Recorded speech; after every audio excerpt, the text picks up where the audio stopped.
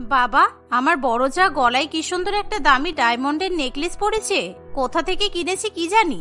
এখন যদি আমি জিজ্ঞাসা করতে চাই তাহলে বলবে যে আমি ওকে কপি করে ওরকম ডায়মন্ডের নেকলেস কিনে নেব। তাইও আমাকে সত্যি কথা বলবে না, আমি জানি। আমার ছোট যা হা করে আমার ডায়মন্ডের নেকলেসের দিকে তাকিয়ে আছে, কিন্তু ওকে বুঝতে দিলে চলবে না যে এই নেকলেসটা সত্যিকারের ডায়মন্ডের নয়, এটা তো শুধুমাত্র ইমিটেশনের। কারণ এখন যদি ওকে সত্যি কথা বলি তাহলে ও আমাকে কপি করে আমার দেখা দেখি একই জিনিস কিনে আনবে। তোমার গলায় তো ভালোই হাতটা চকচক করছে, কোথা থেকে কিনেছো এটা? অবশ্য আমার জানার যদিও কোনো ইচ্ছা নেই, তবুও জিজ্ঞাসা করলাম, কারণ এত সুন্দর ডায়মন্ডের নেকলেস নিশ্চয়ই অনেক দামি হবে। হ্যাঁ রে, এই নেকলেসটা অনেক দামি আর এটা একদম এক্সক্লুসিভ, সুতরাং তুই চাইলেও মার্কেটে এই নেকলেস খুঁজে পাবি না। তাই আমার ডায়মন্ডের নেকলেসের দিকে একদম নজর দিস না।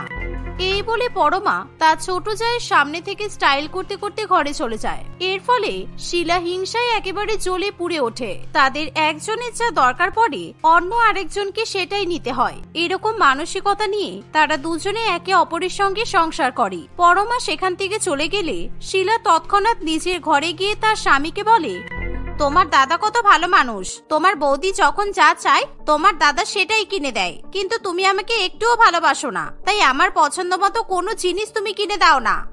এই তো কালকেই 10,000 টাকা দিয়ে শাড়ি কিনে নিয়ে এলে, আবার কি তোমার পছন্দের জিনিস কিনতে বাকি আছে? নিজের সাজগোজের উপর এত টাকা অপচয় করলে আর সংসার করতে হবে না, বুঝেছো? তোমার বৌদি গলায় একটা কত সুন্দর ডায়মন্ডের নেকলেস পরে ঘুরে বেড়াচ্ছে, আমার ওই নেকলেসটা খুব পছন্দ হয়েছে, তাই আমি ওই নেকলেসটাই কিনবো। কিন্তু আমি বুঝতে পারছি না তোমার বৌদি কোথা থেকে নেকলেসটা কিনেছে। আমি জিজ্ঞাসা করলে সত্যি কথা বলছে না। ও আরে ওই নেকলেসটা, হ্যাঁ আমি বৌদির গলায় দেখেছি, কিন্তু ওইটা ডায়মন্ডের তোমায় কে বললো? আমি যখন আগের দিন অফিস থেকে ফিরছিলাম তখন আমার বৌদি আমার বন্ধুর ইমিটেশনের দোকান থেকে ওই নেকলেসটা কিনেছে, সুতরাং ওটা ডায়মন্ডের নয় গো। কিন্তু আমি যে বৌদিকে ওই হারটা কিনতে দেখেছি সেটা কিন্তু বৌদি আমাকে দেখেনি।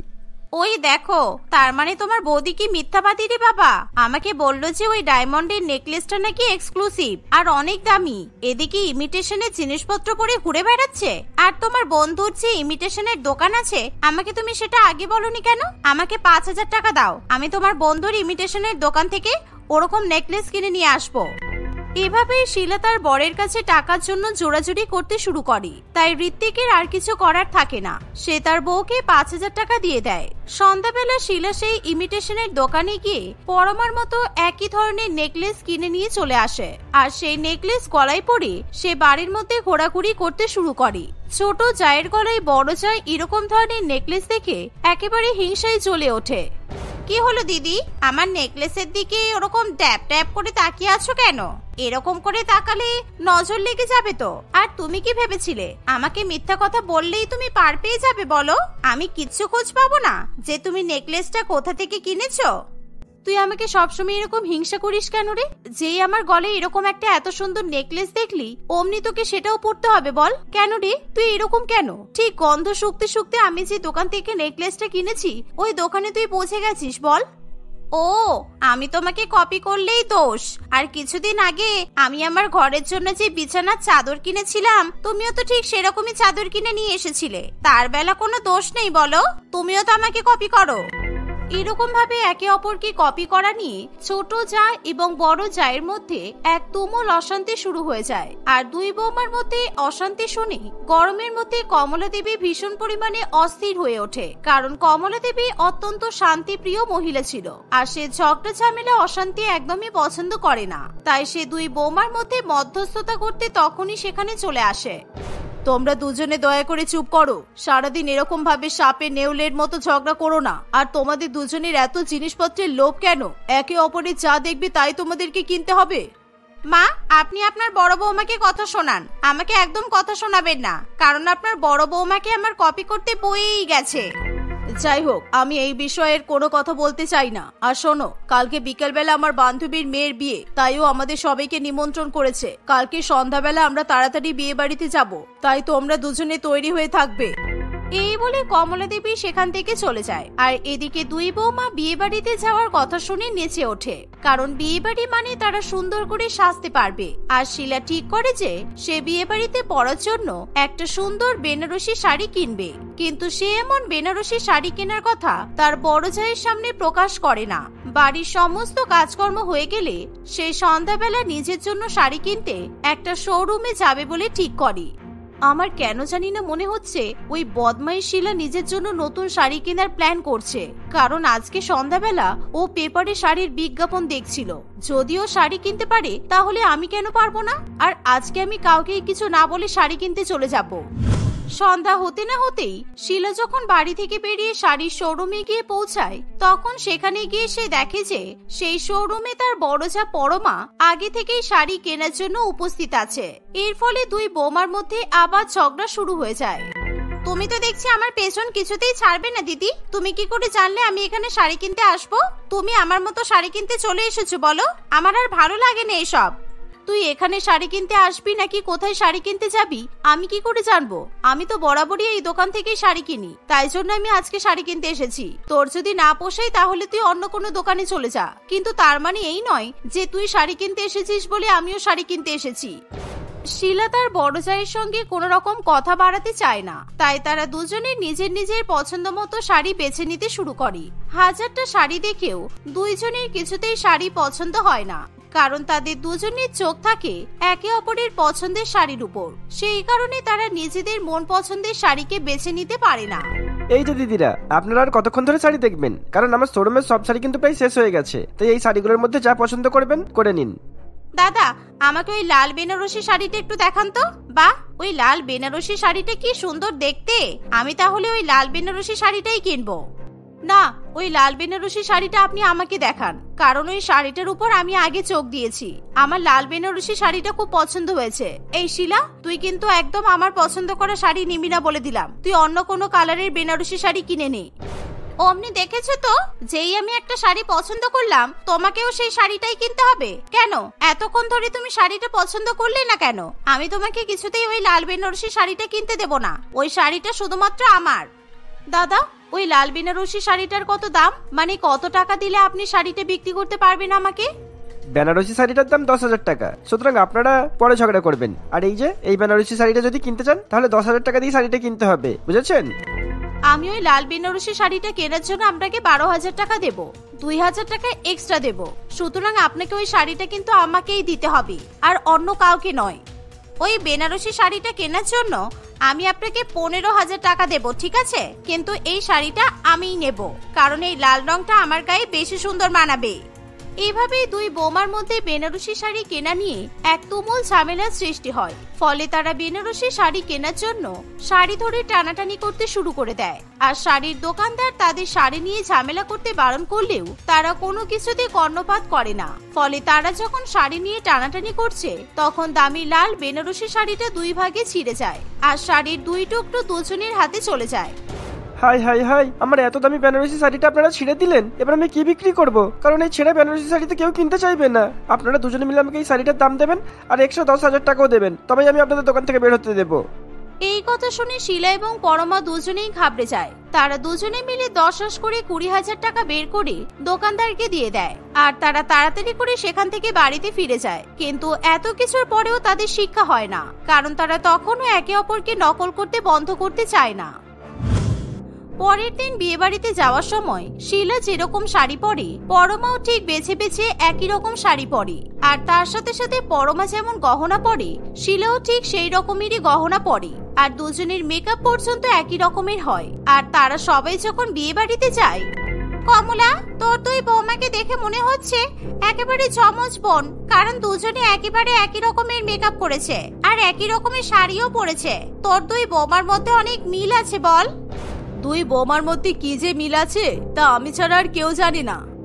অন্যদিকে বিয়ে বাড়িতে গিয়ে শিলা যে খাবার বা শরবত খায়, পরমাও সেই খাবার এবং শরবত খেতে শুরু করে। এভাবে খাওয়া দাওয়ার ক্ষেত্রেও তারা একে অপরকে নকল করে। দেখতে দেখতে কিছুদিন কাটে। একদিন শিলা কমলা দেবীর ঘরের সামনে থেকে যাচ্ছে, এমন সময় দেখে যে, বাহ, বিদেশ থেকে আমার মেয়ে মুখে মাখার জন্য কি সুন্দর একটা ক্রিম পাঠিয়েছে। এই ক্রিমটা মাখলে মুখে একদম গরম লাগবে না, আর মুখের রং আরো সুন্দর হয়ে যাবে। আমি আজকে থেকে এই ক্রিমটা মাখবো, আর আমার দুই বৌমাকে এই ক্রিমের ব্যাপারে কিছুই জানতে দেব না। শাশুড়ি মাকে এরকম কথা বলতে শুনে শিলা সেই ক্রিমের উপর চোখ পড়ে আর সে ঠিক করে যে চোখের নিমেষেই শাশুড়ি মায়ের কাছ থেকে সেই ক্রিমটা সে চুরি করে নেবে আর নিজে ব্যবহার করবে। যেমন ভাবা তেমনই কাজ। সেদিন দুপুরবেলায় তার কাছে এক সুবর্ণ সুযোগ চলে আসে। যখন তার শাশুড়ি মা খেয়ে দিয়ে দুপুরবেলা ঘুমিয়ে পড়ে তখন শিলা তার শাশুড়ি মায়ের ঘরে ঢুকে সেই ক্রিমটা চুরি করে নেয় আর ঘরে গিয়ে আয়নার সামনে দাঁড়িয়ে সেই ক্রিম মাখতে শুরু করে। এতদিনে সুন্দর হওয়ার একটা দারুণ ক্রিম পেয়েছি। ভাগ্যিস শাশুড়ি মাকে একা একা কথা বলতে শুনে নিয়েছিলাম, তা না হলে আমার এই ক্রিমের খোঁজ পাওয়া হতো না। কিন্তু এই ক্রিমটাকে আমাকে লুকিয়ে রাখতে হবে, কারণ দিদি যদি একবার দেখতে পায় তাহলে আমার কাছ থেকে এটা ঠিক কপি করে নেবে। এই বলে সেই ক্রিম শিলার ড্রেসিং টেবিলের মধ্যে লুকিয়ে রাখে আর রান্নাঘরে চলে যায়। কিন্তু অন্যদিকে পরমাও শিলাকে সেই ক্রিম মাখতে দেখে নেয়। তাই শিলার অবর্তমানে পরমা সেই ঘরে ঢুকে ড্রেসিং টেবিলের মধ্যে থেকে ক্রিম চুরি করে নেয় আর নিজের ঘরে গিয়ে সেই ক্রিমটা মাখতে শুরু করে। এভাবে দুই বৌমা যখন শাশুড়ি মায়ের একই ক্রিম মেখে ফেলে তখন হঠাৎ করে তাদের ভীষণ পরিমাণে মুখ চুলকাতে শুরু করে আর তাদের মুখে লাল লাল ব্রণ বেরিয়ে আসে। ওরে বাবা গো বাবা, ও মা, একই ক্রিম আমি মুখে মাখলাম, আমার মুখটা পুরো লাল হয়ে গেছে, কেন এরকম বাদুড়ের মতো হয়ে গেল? ও মা, আপনার মেয়ে আপনাকে বিদেশ থেকে কি ক্রিম পাঠিয়েছে? আপনার ঘর থেকে আমি ওই ক্রিমটা চুরি করে মহা বিপদে পড়লাম তো।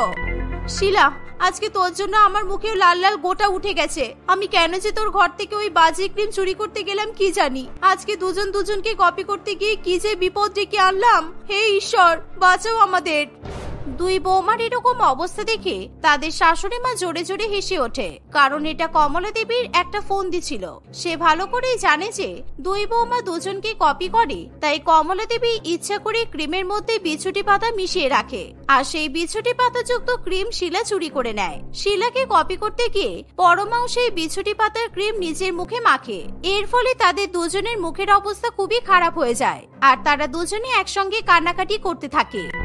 আরো দুজনে দুজনকে বেশি বেশি করে কপি করো। আমি ইচ্ছা করে তোমাদের ক্রিমের মধ্যে বিছুটি পাতার রস মিশিয়ে দিয়েছি যাতে আজকে তোমাদের উচিত শিক্ষা হয়। শিলা, তুমি আমার ঘর থেকে ক্রিম চুরি করেছো। তুমি কি জানো না কাউকে কিছু না বলে কোনো জিনিস চুরি করা মানে অপরাধ? আর পরমা, তুমি আবার ছোট বৌমার ঘর থেকে ক্রিমটা চুরি করতে গেছো কেন? তাই যা হয়েছে বেশ হয়েছে, যাও এখন দুজনে গলা জড়িয়ে ধরে কান্নাকাটি করো।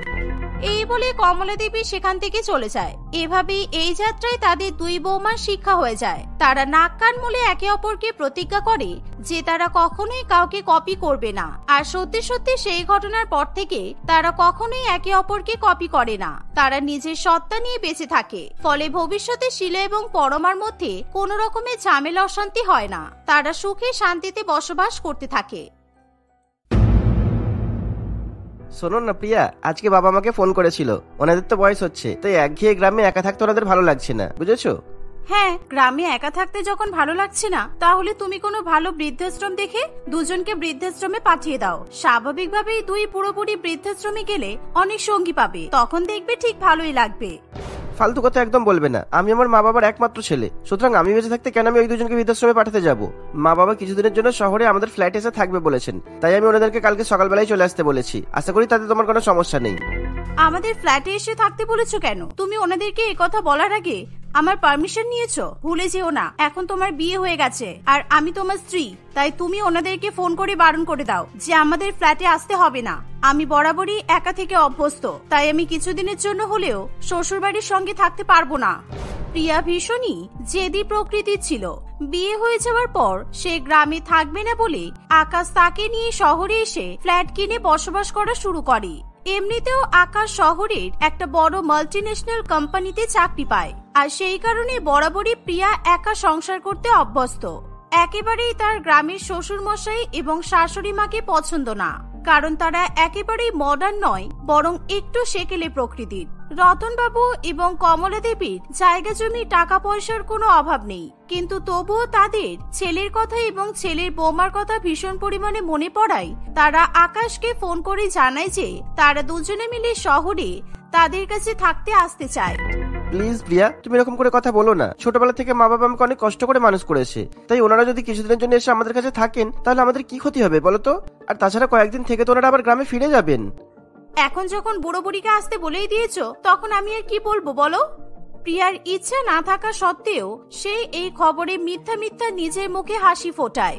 আকাশ নিজের বউয়ের এরকম মিথ্যা হাসি দেখে বুঝতেই পারে, কিন্তু আকাশ মনে মনে খুশি থাকে এই ভেবে যে অনেকদিন পর নিজের বাবা মায়ের সঙ্গে তার আবার দেখা হবে। পরের দিন সকাল হতে না হতেই রতনবাবু এবং কমলা দেবী আকাশ ও প্রিয়ার ফ্ল্যাটে চলে আসে। নিজের শ্বশুর মশাই এবং শাশুড়ি মাকে দেখে প্রিয়ার মুখের 12টা বেজে যায়। আকাশ তাদের আশীর্বাদ নিলেও প্রিয়া তাদের কাছে আশীর্বাদ নিতে চায় না। কি হলো প্রিয়া, তোমার শ্বশুর মশাই শাশুড়ি মা তোমার সামনে দাঁড়িয়ে আছে, তাও তুমি তাদের আশীর্বাদ নিচ্ছ না, কি ব্যাপার? আমার কোমরে ভীষণ ব্যথা, তাই আমি নিচু হয়ে ওনাদের কাছ থেকে আশীর্বাদ নিতে পারবো না। আর তুমি আমার স্বামী, ওনাদের আশীর্বাদ যখন নিয়েছো তাহলে আমার আর বাড়াবাড়ি করে এক্সট্রা আশীর্বাদ পাওয়ার কোনো ইচ্ছা নেই। প্রিয়ার মুখে এমন কথা শুনে আকাশের ভীষণ খারাপ লাগে, কিন্তু শ্বশুর মশাই শাশুড়ি মা গ্রামের মানুষ হওয়ায় তারা অত্যন্ত সরল এবং সাদাসিধে প্রকৃতির ছিল, তাই তারা প্রিয়ার কথাতে খারাপ কিছু মনে করে না। আরে বৌমা শহরের মডার্ন মেয়ে, সুতরাং ও যদি আশীর্বাদ না নেয় তাহলে ওকে জোর করিস না, তাছাড়া আমাদের আশীর্বাদ এমনিতেই ওর সঙ্গে আছে। প্রিয়া তার শাশুড়ি মায়ের কোনো কথার উত্তর না দিয়েই রান্নাঘরে গিয়ে চা এবং জলখাবার বানিয়ে নিয়ে আসে। তার একেবারেই গ্রামের বয়স্ক বুড়ো বুড়িদের জন্য চা জলখাবার বানানোর ইচ্ছা থাকে না। প্রিয়ার মুখে হাসি না দেখে কমলা দেবী এবং রতনবাবু বুঝতে পারে যে তাদের বৌমা হয়তো তাদেরকে দেখে একটুও খুশি হয়নি, ফলে কমলা দেবী ব্যাপারটাকে একটু হালকা করে দেওয়ার চেষ্টা করে। আকাশ, আমি গ্রাম থেকে তোর জন্য আমের আচার, কুলের আচার, ঘি দিয়ে লাড্ডু আর পাঁপড় ভেজে নিয়ে এসেছি। তোর মনে আছে ছোটবেলায় তুই আমার হাতের এসব কিছু খেতে ভীষণ পছন্দ করতিস, কিন্তু এখন আমার থেকে দূরে চলে আসায় আমি আর তোকে এসব বানিয়ে খাওয়াতে পারি না। তুই আর বৌমা এগুলো খাস কেমন? আমি এসব আচার খেতে যাব কেন? আপনি কি পাগল হয়ে গেছেন? আমার ফিগারটা দেখেছেন? আমাকে অনেক কষ্ট করে এত সুন্দর ফিগার মেনটেন করতে হয়। এসব আচার, লাড্ডু, পাঁপড় ভাজা আমার বাড়িতে খাওয়া হয় না। আরে ঠিক আছে মা, তোমার বৌমা খাবে না তো কি হয়েছে, আমি এই আচার লাড্ডু সব একাই খেয়ে নেবো, কেননা অনেকদিন পর তোমার হাতের আচার লাড্ডু পাঁপড় ভাজা খেতে পারছি, তাই তোমার বৌমা যদি খেতেও চাই আমি একটুও দেবো না। আকাশ তার কথার মাধ্যমে প্রিয়ার উদ্ধর্ত ব্যবহারকে চাপা দিয়ে দেয়, কিন্তু প্রিয়া কিছুতেই আকাশের এরকম বাবা মা পীড়িত পছন্দ করতে পারে না, তাই সে রাগে গটগট করতে করতে নিজের ঘরে চলে যায়। দেখতে দেখতে 2-1 দিন কাটে। গ্রামের শ্বশুর মশাই এবং শাশুড়ি মা ভোরবেলা 6টা বাজতে না বাজতেই ঘুম থেকে উঠে পড়ে আর ঘরের দরজা খুলে বাগানে হাঁটতে চলে যায়। শাশুড়ি মা সকালবেলা উঠে সারা ঘর বাড়ি জল দিয়ে ধুয়ে পরিষ্কার করে দেয়, কিন্তু প্রিয়া এসব কাজ একেবারেই পছন্দ করে না। আপনি এসব কাজ কেন করছেন? আপনি গ্রামে গিয়ে চাকরানির কাজ করুন না।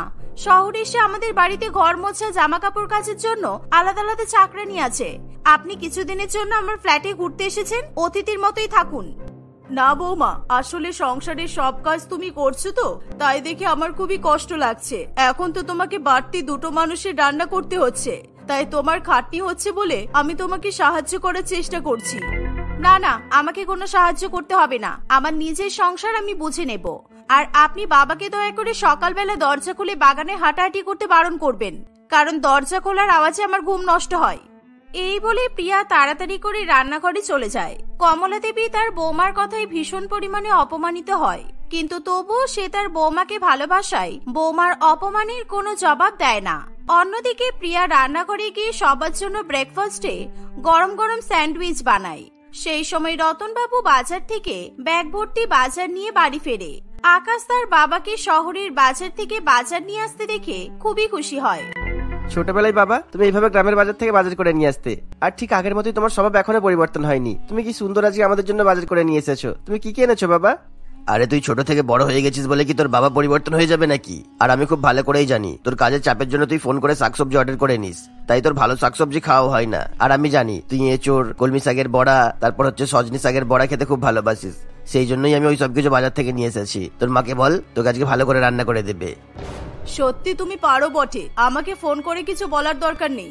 আমি সকাল থেকে ঠিক করে রেখেছি যে আজকে আমি রান্না করব, আর ছেলে আর ছেলের বৌমাকে নিজের হাতে করে খাইয়ে দেব। আমি সবকিছু নিয়ে রান্না করে যাচ্ছি, দাও। এই বলে কমলা দেবী সমস্ত বাজার নিয়ে রান্নাঘরে চলে যায়। প্রিয়া আগে থেকেই তার শ্বশুরমশাই এবং শাশুড়ি মায়ের কথা শুনতে পায়, তাই সে তার শাশুড়ি মাকে নিজের রান্নাঘরে ঢোকার অনুমতি দেয় না। না না, আপনি এসব সবজি বাজার নিয়ে আমার রান্নাঘরে ঢুকবেন না। আমার মডিউলার কিচেনটা নষ্ট হয়ে যাবে। এই 1 মাস আগে আমরা 1 লক্ষ টাকা খরচা করে এত পরিষ্কার সুন্দর কিচেনটা তৈরি করেছি, তাই আমার রান্নাঘরে এসব রান্না করা হবে না। আর এখন এঁচড়, কাঁঠাল, সজনে ফুল এসব কাটতে বসবেন আপনি? তোমাকে কোনো কিছু করতে হবে না বৌমা, সব কাজ তো আমি একাই করব। কিন্তু আজকে দয়া করে আমাকে রান্না করতে দাও, কারণ আকাশ অনেকদিন পর আমার হাতে রান্না খেতে চেয়েছে। আর ওর বাবা অনেক কষ্ট করে বাজার করে নিয়ে এসেছে। আমি তোমাকে কথা দিচ্ছি, আমি তোমার রান্নাঘর নষ্ট করব না। না না না না, আমার রান্নাঘরের একটা সিস্টেম আছে। আমার রান্নাঘরে মশলাপাতি বা অন্যান্য কিছু যাবতীয় জিনিসপত্র কোথায় আছে সেটা শুধু আমিই জানি। তাই আমি আপনাকে আমার রান্নাঘরে ঢুকতে দেব না। আপনি বাইরে গিয়ে বসে আপনার ছেলে আর বরের সঙ্গে গল্প করুন। আমি নিজের হাতে যা রান্না করব তাই আপনাদেরকে খেতে হবে। এই বলে প্রিয়া তার শাশুড়ি মাকে রান্নাঘর থেকে তাড়িয়ে দেয়। কমলা দেবী কাঁদতে কাঁদতে বাইরে চলে আসে। আকাশ এবং রতন বাবু প্রিয়ার এরকম অসভ্য ব্যবহারের উপর খুবই রেগে যায়, কিন্তু কমলা দেবী বারণ করায় তারা দুজনে প্রিয়াকে কিছু বলতে পারে না। এভাবেই দিনের পর দিন প্রিয়ার ব্যবহার যেন আরো খারাপ হতে থাকে। দেখতে দেখতে এভাবেই কিছুদিন কাটে। কমলা দেবীর এবং রতন বাবুর শহরের পরিবেশ আর ভালো লাগে না, তাই তারা গ্রামে ফিরে যাওয়ার সিদ্ধান্ত নেয়। কারণ শহরে ছেলের কাছে থাকলেই তাদেরকে আরো অপমান সহ্য করতে হবে। এই ভেবেই তারা গ্রামে ফিরে যাওয়ার সিদ্ধান্ত নেয়। যাক বাবা, বাঁচা গেল। কতদিন নিজের ফ্ল্যাটে শান্তির ঘুম ঘুমায়নি, আর তার উপর আমার বেডরুমটা পর্যন্ত শ্বশুর শাশুড়ি মাকে দিতে হয়েছে। আমার নিজের বিছানা ছাড়া একদমই ঘুম হয় না, তার উপর নিজের বাথরুম ছাড়া স্নান করতেও ইচ্ছে করে না। এই বুড়ো বুড়ি যেন এইবার যাই আর কোনোদিনও ফিরে না আসে। কমলা দেবী এবং রতনবাবু যখন বাড়ি থেকে বেরোবে তখন আকাশ তাদেরকে আটকে নেয়, আর প্রিয়ার একা সংসারের স্বপ্নে ভাটা পড়ে। বাবা মা, তোমরা আর কিছুদিন থেকে যেতে পারতে তো, কারণ কাজের সূত্রে আমাকে 1 সপ্তাহের জন্য বাইরে যেতে হবে। তাই আমি প্রিয়াকে এত বড় ফ্ল্যাটে একা রেখে সাহস করে যেতে পারছি না। তাই তোমরা যদি আর কিছুদিন থেকে যেতে তাহলে খুব ভালো হতো। আরে তুমি পাগল, তোমাকে কে বলেছে আমি একা থাকতে পারবো না? আমি একা থেকে অভ্যস্ত। আর ওনারা গ্রামের মানুষ যখন গ্রামে ফিরে যেতেই চাইছেন, তাহলে তুমি জোর করে ওনাদেরকে আটকে রাখছো কেন? না বৌমা, ছেলে যখন বলেছে তখন আমাদেরকে আর কিছুদিন শহরে থেকে যেতেই হবে। আর সত্যিই তো তুমি আমাদের বৌমা, তোমাকে একা ছেড়ে কিভাবে আমরা আবার গ্রামে ফিরে যাব? তাই আকাশ না ফিরে আসা পর্যন্ত আমরা এখানেই থাকবো। এখানেই থাকবে মানে? নিজেদের গ্রামে ফিরে যাওয়ার সিদ্ধান্ত এত সহজে পরিবর্তন করে নিলেন? ঠিক আছে, যা পারবেন করুন, কিন্তু আকাশ চলে যাওয়ার পর আমার ব্যক্তিগত চলাফেরায় কিংবা আমার সংসারে একদম হস্তক্ষেপ করার চেষ্টা করবেন না। আমি কিন্তু মেনে নেব না, কারণ আমি নিজের বাবা মাকে আমার সংসারে অ্যালাউ করি না। আর আপনারা তো আমার শ্বশুর মশাই শাশুড়ি মা, তাই নিজেদের সীমাটা মনে রাখবেন। এবার প্রিয়া ভীষণ পরিমাণে বাড়াবাড়ি করে ফেলে। সেই কারণে আকাশ প্রিয়ার সঙ্গে কোনো কথা না বলেই শহর ছেড়ে বাইরে কাজের উদ্দেশ্যে বেরিয়ে যায়। একদিন রতনবাবু আর কমলা দেবী বাইরে বসে গল্প করছে, এমন সময় প্রিয়া নিজের বেডরুমে ঢোকে। অনেকদিন পর নিজের বাথরুমে দামি দামি সাবান এবং শ্যাম্পু মেখে স্নান করতে তার খুব ইচ্ছা হয়, কারণ আকাশের জন্য প্রিয়া সেই সাবান শ্যাম্পু তার শ্বশুর মশাই এবং শাশুড়ি মাকে দিতে বাধ্য হয়। প্রিয়া যখনই তার হাতে শ্যাম্পু ঢালবে তখনই সেই শ্যাম্পু মাটিতে পড়ে যায়, আর শ্যাম্পুতে পা পিছলে প্রিয়া বাথরুমের মাটিতে ভীষণ জোরে পড়ে যায়। তাই সে কোমরে এবং পায়ে প্রচন্ড পরিমাণে ব্যথা পায় এবং ভীষণ জোরে আর্তনাদ করে ওঠে। প্রিয়া ব্যথার জ্বালায় জোরে জোরে চিৎকার করতে থাকে, বাঁচাও, আমাকে বাঁচাও। প্রিয়া চিৎকার শুনে তার শাশুড়ি মা এবং শ্বশুর মশাই তাড়াতাড়ি করে বাথরুমে আসে। তারা প্রিয়ার এরকম অবস্থা দেখে ভীষণ ভয় পেয়ে যায়। রতন বাবু আর দেরি না করে ফ্ল্যাটের সামনে একটা অটো ডেকে নিয়ে আসে এবং তাড়াতাড়ি করে প্রিয়াকে নিয়ে পার্শ্ববর্তী নার্সিং হোমে পৌঁছায়। ডাক্তারবাবু চিকিৎসা করে দেখে যে প্রিয়ার কোমরের এবং পায়ের হাড়ে চিড় ধরেছে। ডাক্তারবাবু, আমার বৌমার চিকিৎসা যেন কোনো খামতি না থাকে, তাতে আমাদের যত টাকা খরচা করতে হবে তত টাকাই আমরা খরচা করব। আপনি তাড়াতাড়ি সুস্থ হওয়ার জন্য অনেক দামি দামি ওষুধ পারলেও দিতে পারেন, কোনো অসুবিধা নেই। এই শুনে ডাক্তারবাবু প্রিয়ার পায়ে এবং কোমরে মলম লাগিয়ে সেখানে ব্যান্ডেজ করে দেয়। শাশুড়ি মা এবং শ্বশুর মশাইয়ের এত ভালো ব্যবহার দেখে প্রিয়ার চোখে জল চলে আসে, কারণ সে যেই মানুষ দুটোকে পর বলে মনে করেছিল, আজকে যদি তারা না থাকতো তাহলে প্রিয়া ওরকম কোমর এবং পা ভাঙা অবস্থাতেই বাথরুমে পড়ে থাকতো। তাকে নার্সিং হোমে নিয়ে আসার মতো বাড়িতে কেউ ছিল না। আর এসব ভেবেই প্রিয়া তার ভুলের জন্য খুবই কাঁদতে শুরু করে। আমাকে ক্ষমা করে দেবেন আপনারা, আমি আপনাদেরকে সত্যি অনেক ভুল বুঝেছি, কিন্তু আজকে যদি আপনারা না থাকতেন তাহলে আমাকে বাঁচানোর মতো কেউ ছিল না। বরাবর একা সংসার করে আমি খুব স্বার্থপরায়ণ আর হিংসুটে হয়ে গিয়েছিলাম, কিন্তু আমি আর কখনো আপনাদের সঙ্গে খারাপ ব্যবহার করব না, আমি কথা দিচ্ছি। আরে বৌমা, তুমি আমাদেরকে পর বলে মনে করলেও আমরা কিন্তু তোমাকে খুবই ভালোবাসি, তাই তুমি একদম চিন্তা করো না, আমরা তোমার সেবা করে তোমাকে সুস্থ করে তুলবো। সেদিন থেকে কমলা দেবী প্রিয়ার অনেক খেয়াল রাখে। রতনবাবু প্রত্যেকদিন নিজের বৌমার জন্য বাজার করে নিয়ে আসে এবং নিজের মেয়ের মতো প্রিয়াকে সেবা করে। কিছুদিন পর আকাশ বাড়ি ফিরলে সে যখন সমস্ত ঘটনা জানতে পারে তখন সে তার বাবা মাকে অনেক ধন্যবাদ জানায়। দেখেছো প্রিয়া, তুমি সবসময় আমার বাবা মায়ের সাথে খারাপ ব্যবহার করে এসেছো, কিন্তু ওনারা গ্রামের মানুষ হলেও আমাদের শহরের মানুষের তুলনায় ওদের মন অনেক বেশি ভালো। প্রিয়া নিজের স্বামীর কাছেও ক্ষমা চায়। প্রিয়া যখন পুরোপুরি সুস্থ হয়ে ওঠে তখন তার শাশুড়ি মা এবং শ্বশুর মশাই চলে যেতে চাইলে প্রিয়া তাদেরকে কিছুতেই সেখান থেকে যেতে দেয় না, বরঞ্চ সে তার শ্বশুর মশাই এবং শাশুড়ি মাকে অনুরোধ করে আরো কিছুদিনের জন্য শহরে থাকতে। বৌমার কাছ থেকে এরকম ভালোবাসা, শ্রদ্ধা এবং স্নেহ পেয়ে শাশুড়ি মা এবং শ্বশুর মশাইয়ের মন আনন্দে ভরে ওঠে। এভাবেই তারা সবাই মিলে সুখে শান্তিতে বসবাস করতে থাকে।